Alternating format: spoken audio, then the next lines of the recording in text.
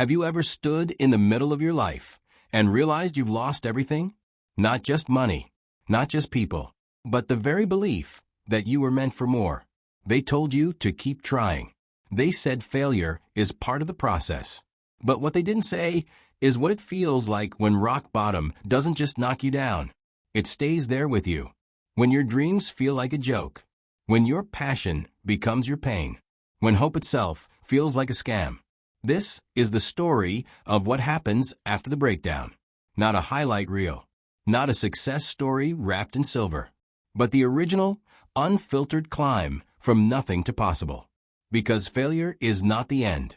This is where the real journey begins. I was 29 years old when my life ended. Or so I thought. The phone call came at 2:14 a.m.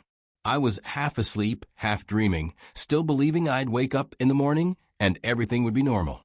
But it wasn't. Sorry, but we've decided to go in a different direction. Just like that, everything I'd built collapsed. The startup I spent 5 years creating, gone. Investors pulled out. My partner disappeared. The app we spent over 3,000 hours developing never made it to launch. My apartment? Eviction notice. My car? Repossessed 2 weeks later. And my pride? Shattered. I remember sitting on that cold bathroom floor with the lights off, thinking, this is it. This is the end. But it wasn't. Rock bottom isn't the end. It's the truth in disguise. The ugly, painful truth that your foundation wasn't built right, and now you have a chance to rebuild. But let me be real with you. It didn't feel like an opportunity. It felt like drowning.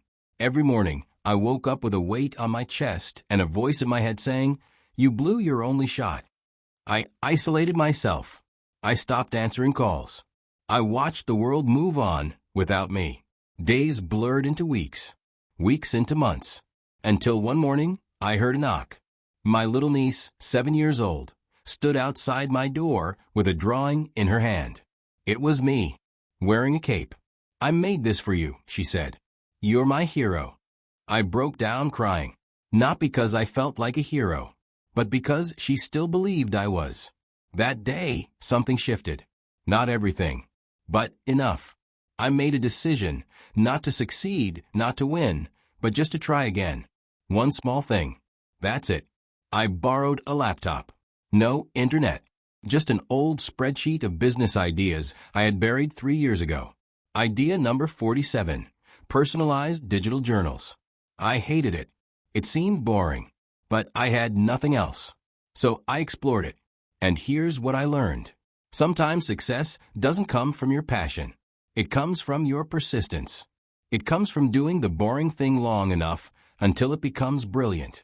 I designed mock-ups on paper. I pitched the idea to old friends. Only one responded. But he said, it's not bad. That was enough.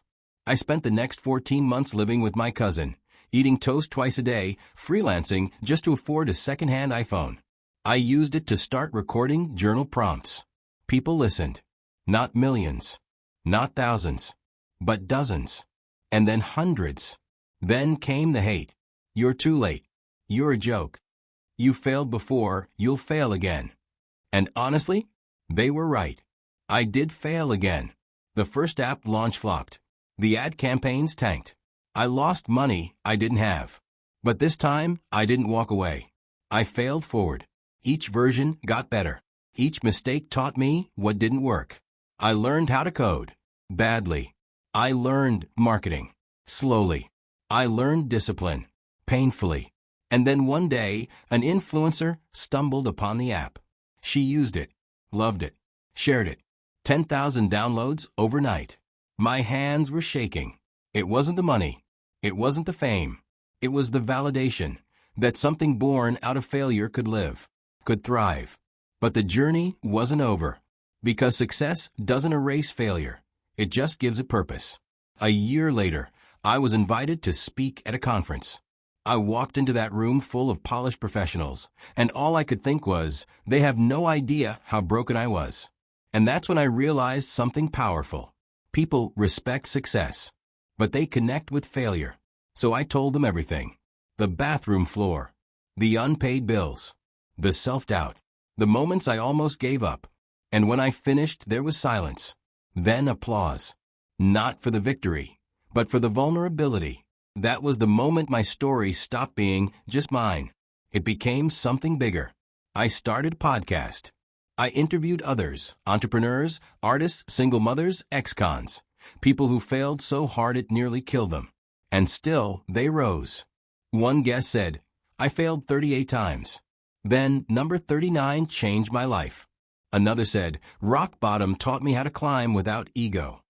And I realized maybe failure is not a detour. It's the path. Years passed.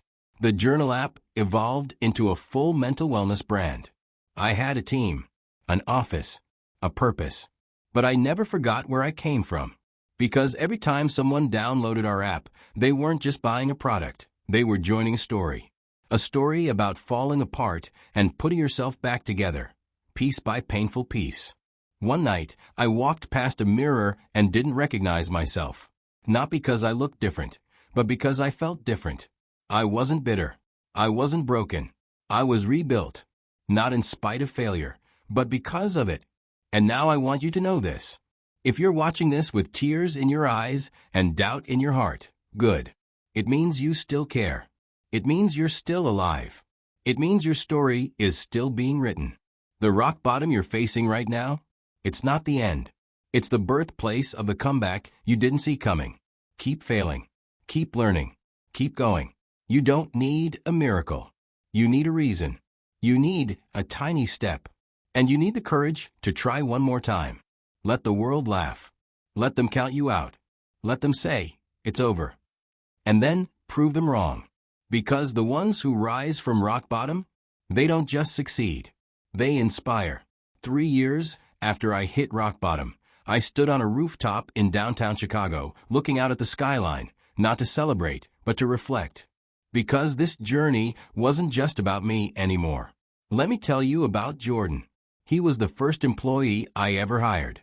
Not because he had the best resume, but because I saw in him what I saw in myself, someone who had been overlooked and still kept showing up. Jordan had dropped out of college 3 times, fired from 5 jobs. His father told him he'd never amount to anything. His friends stopped picking up his calls. By the time he walked into my office, he looked like he had nothing left to lose. But his eyes said, "Give me a reason to fight." So I gave him a shot, a small one, an internship with no pay.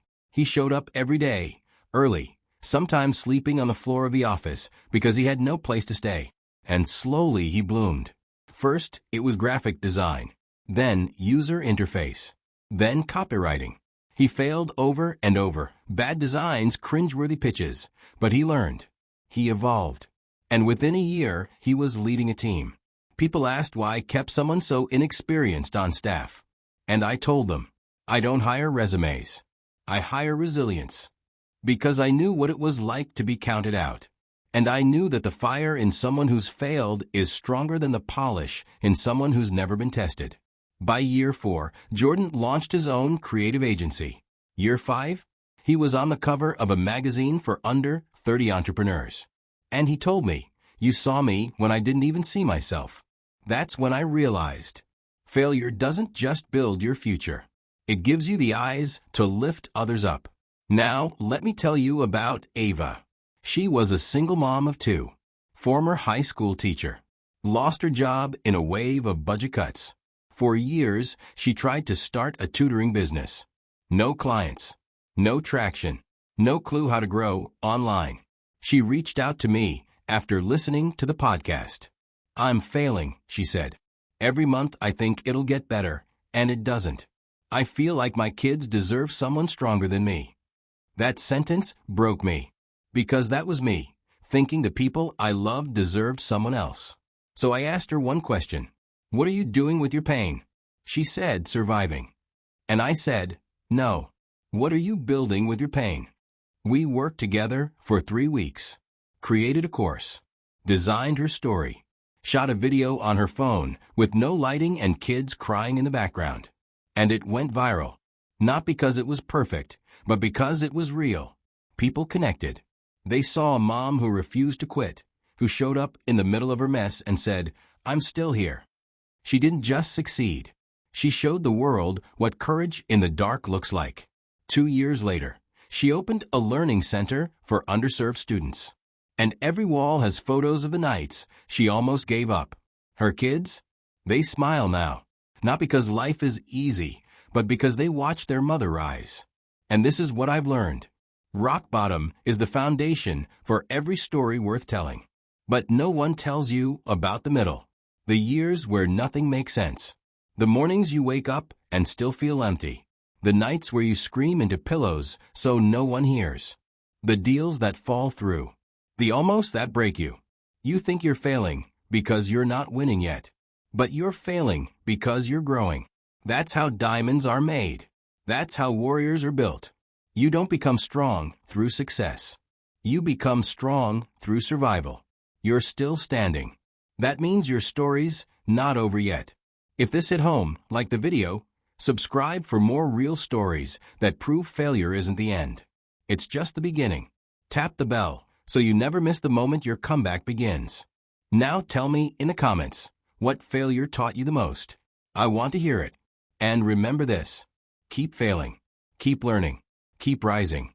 Because the dream is still alive as long as you are. See you in the next one.